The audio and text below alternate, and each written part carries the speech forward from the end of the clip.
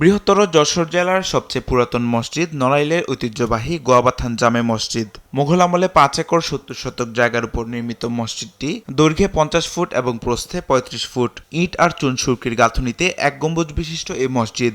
উপরে রয়েছে ৪টি ছোট মিনার, আছে বজ্রপাত নিরোধক লোহার দণ্ডও, কিন্তু নেই কোনো পিলার, এমনকি রডের ব্যবহারও হয়নি। অথচ অপূর্ব এই নির্মাণশৈলী আজও দাঁড়িয়ে আছে।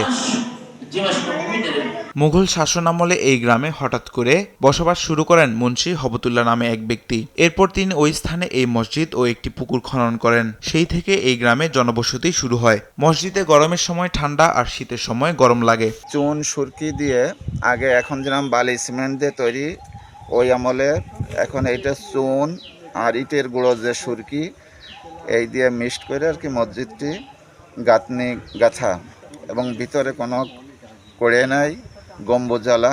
আমাদের একটা ইচ্ছা ছিল যে নড়াইলের সব থেকে পুরাতন মসজিদ, এবং অনেক জায়গায় শুনছি যে অনেক জায়গা থেকে অনেক বেশি পুরাতন মসজিদ। এই মসজিদে নামাজ পড়ার একটা ইচ্ছা ছিল, সেই হিসাবে আমরা আজকে আসছিলাম এখানে জুম্মাত সালাত আদায় করার জন্য। এসে অত্যন্ত ভালো লাগলো এখানের পরিবেশ। আমার বাপ দাদা 14 পুরুষ এই মসজিদে নামাজ পড়তেন। প্রায় 500 বছর আগের এই মসজিদ তৈরি হয়।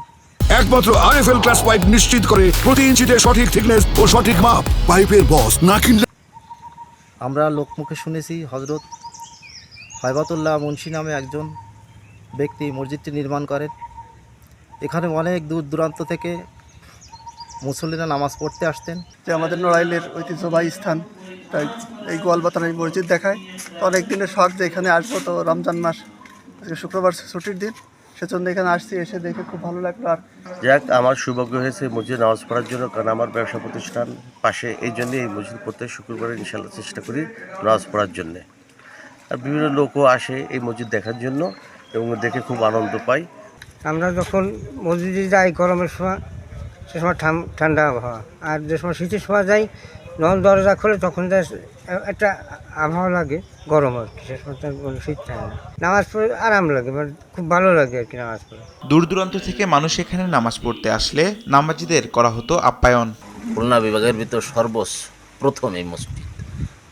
3 দিনের রাস্তার থেকে অনেক মানুষ হেঁটে এসে এখানে জুমার নামাজ পড়ার উদ্দেশ্যে আসতেন। জুমার দিনে এদেরকে আপ্যায়নের ব্যবস্থা করতেন দাদাভাই মুন্সি হাইবাতুল্লাহ মুন্সি। এরপরে খাওয়া দাওয়া করে তিনটা যার যার বাড়িতে চলে যেতেন। যাই হোক, সেই ধারাবাহিকতা এখনও চলছে। জুমার নামাজ হয়, 5 ওয়াক্ত নামাজ হয়, উক্তীয় নামাজ হয়। আমরা আনুমানিকভাবে যতটুকু জানতে পেরেছি, অত্র মসজিদটি প্রায় 450 বছরের পুরনো মসজিদ। তৎকালীন জামানায় এরকমের মসজিদ এই এলাকায় বিরল।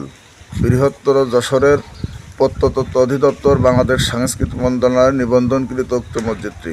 ঐতিহ্যবাহী এই মসজিদ প্রত্নতত্ত্ব অধিদপ্তরের অধীনে সংরক্ষণের দাবি সংশ্লিষ্টদের।